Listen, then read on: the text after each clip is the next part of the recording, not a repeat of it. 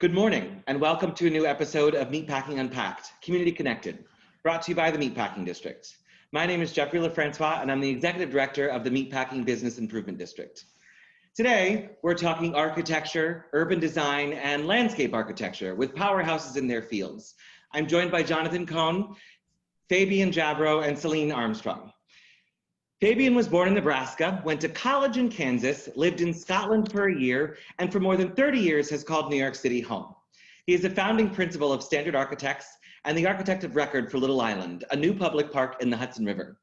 He is also serving on the board of the Beam Center.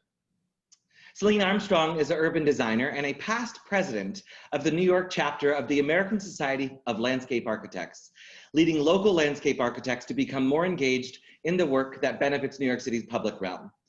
She is an avid commuter cyclist and passionate about the public realm. As the project executive of Little Island, a new park on Manhattan's West Side, she is excited to help bring better environmental experiences to New Yorkers. Jonathan Cohn leads AECOM's transportation architecture practice in New York City, working collaboratively with other practices and global design teams. His focus is on impactful solutions for cities, creating an infrastructure that is responsive to the environment, the economy, and the communities it serves. His projects share an approach that transportation infrastructure can do more than just get us from here to there. By integrating strategic planning with quality design, the investment in infrastructure enhances the public realm and creates lasting value that can be leveraged by associated sites. Invested in the future of transportation architecture and design, Jonathan has frequently published and regularly speaks on transformative opportunities related to public transit. With that, thank you all for being here this morning. Thanks for having us. Thanks, Jeffrey. So we're here because besides the amazing work that you guys do for the city, this weekend, we're installing a really exciting activation in the Meatpacking District as a part of the Future Streets program. Celine, do you want to share a little bit about what Future Streets is and has been, and maybe what we're looking to do this year? Sure. So Future Streets is an ad hoc group that designers have come together to help transform the city, to open the streets up to the pedestrians, because I think it's, what, Jonathan, 25% of our land mass is streets. So we need to be turning those over to people, making New York more sustainable, a place for people to comfortably walk and enjoy the outdoor space. So since 2014, we kind of started just with a parking day, so 3 parking spots, and then every year it's just grown and grown and grown, and we're really excited to be your partner this year in helping you kind of test your vision for the future of the district with making it, really pedestrian oriented and what this city really needs. I don't know, Jonathan, would you like to add anything? Because Jonathan's been my partner for many years with this initiative. Yeah, no, I think that's right. I think we're at sort of a interesting point in the development of cities where streets now, well, initially, of course, the New York City grid was built not for cars, but for horses and carriages. And then if you look at the current use, I think we're at sort of maybe past peak car already, and we're looking again at ways of using that public right-of-way between property lines to really be more responsive to the needs of residents, businesses, and visitors of all types. So it's a very exciting time to be working in this field. It really is. Thank you for that. Fabian, anything to add on the Future Streets or process of it all? Well, I think it's just great that this is also happening at a time when, unfortunately, because of COVID, it's something different is happening all over the city in a very ad hoc way, because the city has allowed people to take over part of the streets. And so, even kind of beyond what we're doing, there's a big effort, I think, around this. And so this is a good opportunity to test out ideas. I think it's amazing that, I'm in the urban planning, urban space world, and you guys operate in that world for a long time. And I feel like so often we are trying to educate folks. And to us, it's so simple that we need to reimagine public space. And suddenly people get it right now, that the sort of, to a certain extent, a silver lining out of what we've been dealing with for the past 6 months could be a reimagining and a willingness to reimagine our public space. So architecture, Fabian, walk me through public architecture and sort of your approach to that.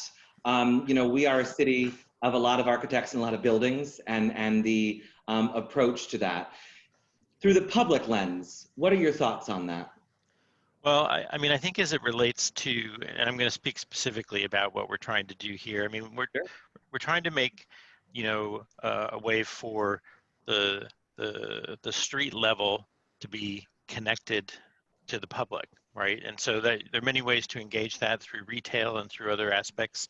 And here we're going to try and do some other things to transform that, including public art on the buildings and, you know, encroaching into the street to kind of share the street more with pedestrians and cars. So I think this notion that we kind of extend the connection between the interior spaces on the ground floor all the way out into the street is really what could be transformative about this.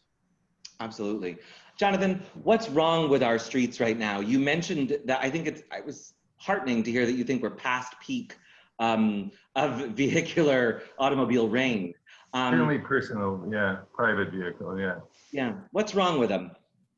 Well, I think we still are privileging the private vehicle more in an inequitable way, I would say, relative to the number of people and the sort of variety of uses that's possible on that public right-of-way.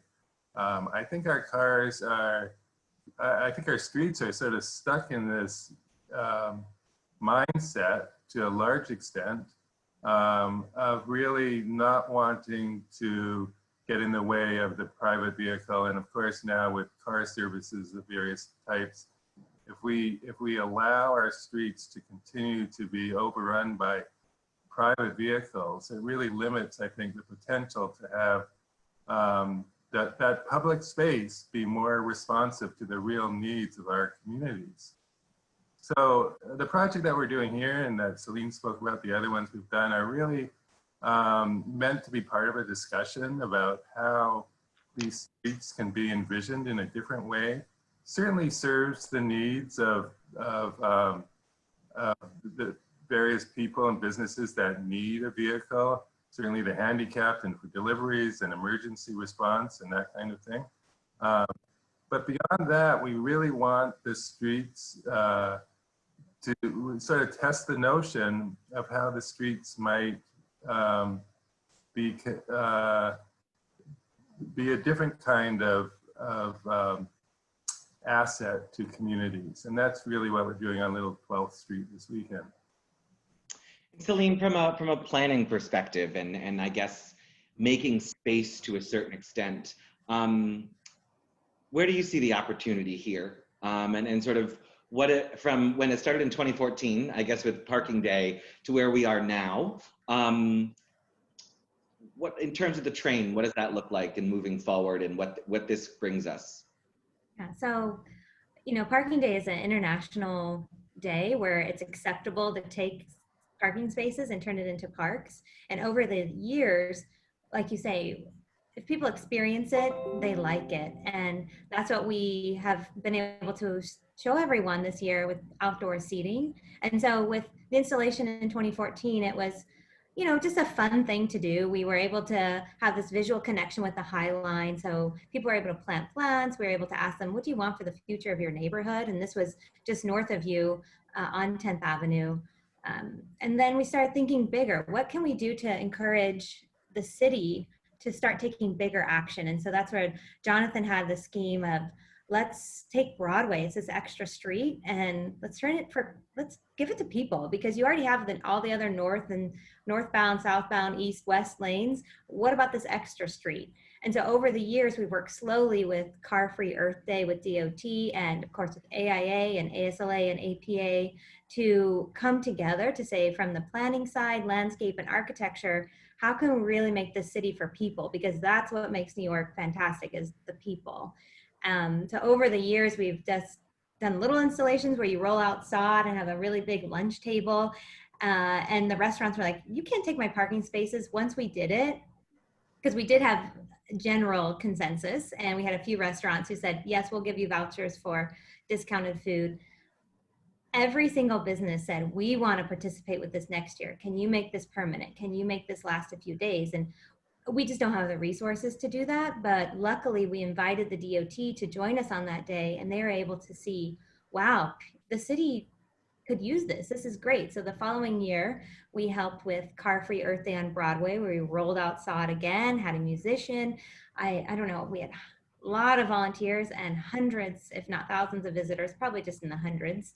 And we had the borough president and council members sit at the lawn and have their cup of coffee and engage with the crowd walking by and look up at the buildings from a different point of view of rest and just reflection to see this could be really fantastic. We don't need to leave our parks to just those odd intersections in the streets or Central Park or the rivers. We could do this through the city. And I know they're taking small action to do that now with turning Broadway into more pedestrian prioritized area. But we still wanted, like, because it's the city, there are so many limitations, right? You have the subway under your streets, so you can't really you can't provide large street trees. You have all kinds of utilities everywhere. The city's always dug up. What do we do? And so when you came to us to say, hey, we would like to test something out. We have this great vision, but what does it look like? Can you just do it? And I love that. Like, let's just have an idea and let's test it. And so we're testing it. And your district lends itself to what the city needs, and what my vision would be after I'm finished with the current park is how do we create more pedestrian prioritized areas in the city. And luckily with you as the executive director at the Meatpacking District, like, everyone watch out, because it's going to be incredible with your work. And so we're just very happy to help you do this in any way. So whether, you know, it's just another baby step, when we look back over the years, it all, you know, kind of comes together to show the direction that we need to go as New York. Like, we are the leaders in the across the globe. And so we need to, you know, step up our sustainability game, step up our pedestrian game. Like, we are way behind when it comes to how do we care for the people of New York. And we need to do that with more open space and high quality, well-designed and cared for open space. I mean, we like to think of ourselves as a place where things happen first. So I feel like this is, you know, sort of part and parcel with that thinking, and that if it happens first here, it hopefully can be successfully replicated elsewhere. Because it certainly shouldn't be a standalone. Sure, it can be different in each neighborhood, but if it's beneficial to people, to business, then it should be everywhere. So with that, sort of pivoting, and just to get a little meatpacking moment, and you mentioned, Celine, what the district is good for and why it's good for this. Fabian, what are your thoughts on the Meatpacking District and sort of this installation here, our character, our charm? Is there something that's more distinct for you about this happening here this year? Well, I think what I love about it happening specifically on Little West 12th Street, and the idea that we're trying to develop, is it's this commercial street, and it has this kind of incredible history as a commercial street. And so it seems to lend itself well to this notion that we can share that street, right? Because especially during the weekends, that activity is down, and so that we can take the street over. And so instead of having these sort of, you know, rigidly demarcated areas that say, you know, we can't use this space at all, we can say we can use this on the weekends because we don't have vans and trucks parked there, but then that character still is there on the during the week, and so it allows businesses to thrive. So it seems like a perfect street to test that idea out. Yeah, and Jonathan, how about your thoughts on that? Yeah, I would second that. I think you know, one of the sort of notions I think that we bring to each site is to build on what's there, to build on the assets that are there.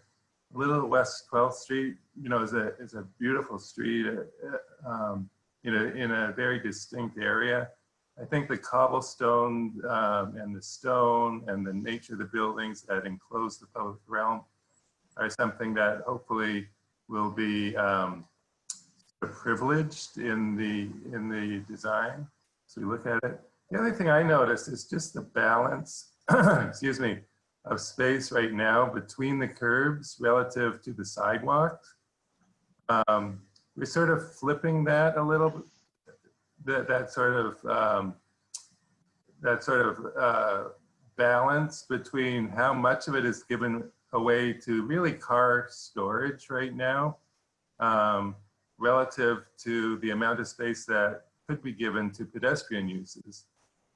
So one thing that people will see in the design, we hope, is to flip that balance and really sort of minimize the amount of space that's available for vehicular access, meeting the requirements of the vehicles that need to be on the street, and really giving the rest to public uses.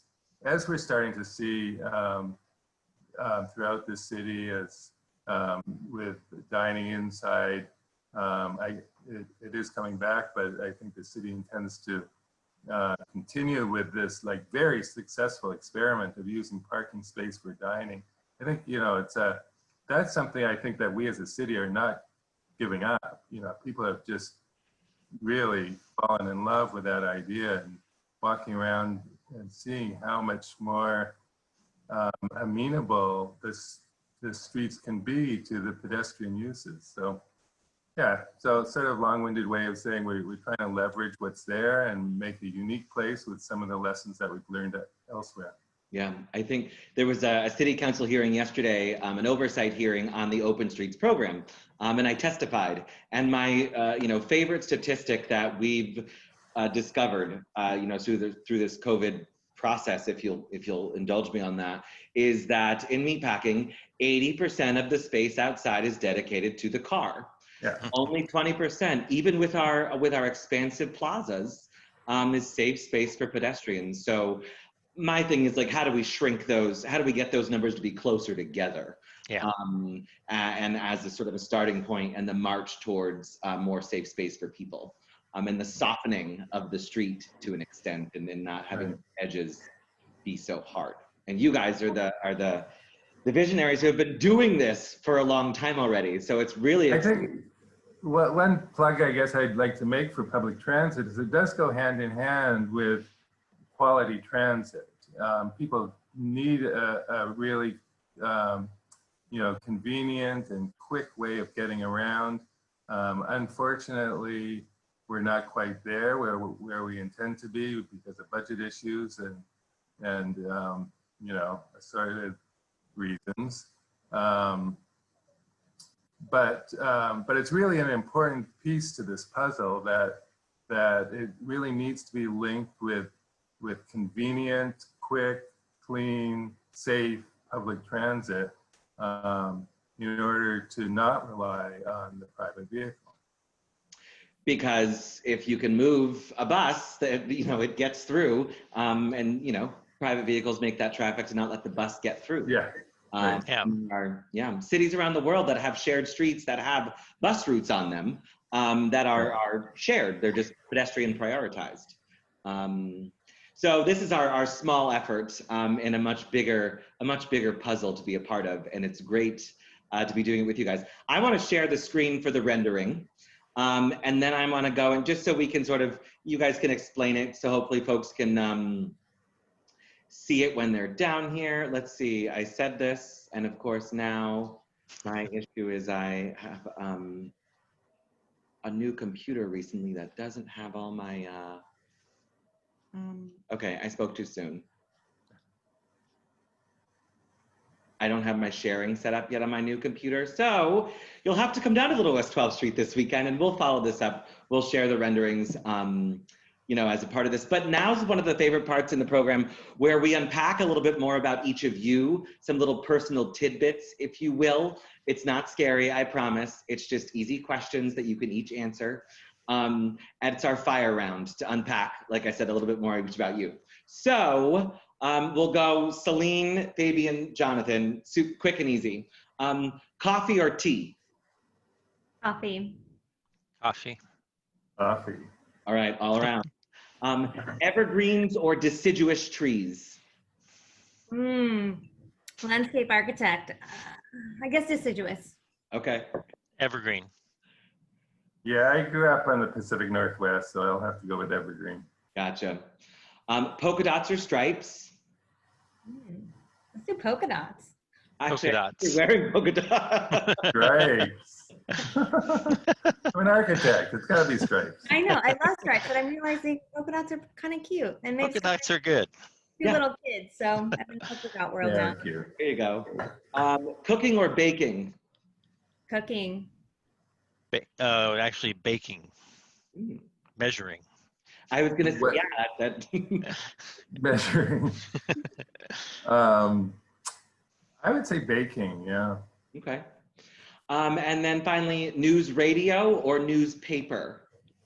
And it can be online, of course, paper, but Newspaper. Paper. Podcasts? absolutely, that works. See, those weren't scary. Well, thank you all for joining us today. And thank you for being a part of bringing a future street to the Meatpacking District and for the work you're doing in the city as a whole. Thank you, Jeffrey. Thanks, Jeffrey. Thanks, guys. It's Thank a lot you. of fun. Would you like me to share my screen, Jeffrey? Ooh, that would be great to share your screen. I don't have the latest rendering, but Okay. I do have one that is quite successful, I think, in what we're trying to do. Sure. Let me see if you can give me. That's what I'm saying. Can I give you share privileges here? There we go. Make co-host. That should do it. Okay, let's see.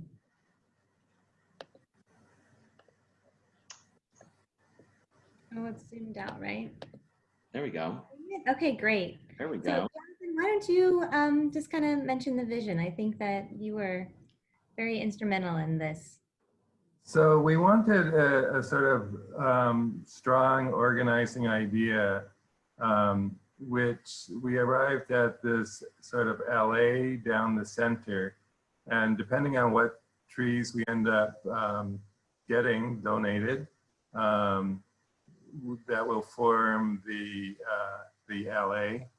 And then on both sides of that, which is also pedestrian space when vehicles are not on it, which is during the day. And that will form expanded pedestrian zones on either side. So there's sort of a circulation space down the middle, if you will.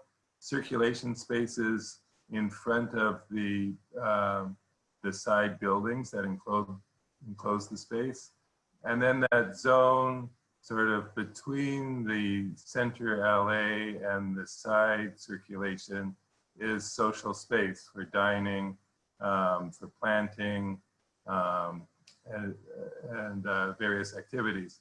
In the center, near the center, we thought we would like to implement a larger space for more community events. Perhaps musicians we're getting, I think, Celine, you can talk more about the programs that we intend there. But we wanted, socially distanced, of course. We wanted to provide a larger space for shared activities in the center. Well, it looks fabulous on paper, and I can't wait to see it in person. So Celine, thank you for sharing your screen. This is so exciting. The block is so excited. I mean, like I said, I've been sharing it with people, and I just think it's so wonderful that I share this rendering and I tell them what we're gonna do, and I say the block's gonna be closed for the whole weekend. And they go, great, we can't wait. So that's in due part to your vision and your work here. So thank you so much for that. And thanks everybody for joining us for another episode of Meatpacking Unpacked. Be sure to subscribe to our YouTube channel, and please stay tuned for another episode next week, where you'll hear from the city's cast of characters across the cultural, political, and business spectrums. Thanks, and see you next week.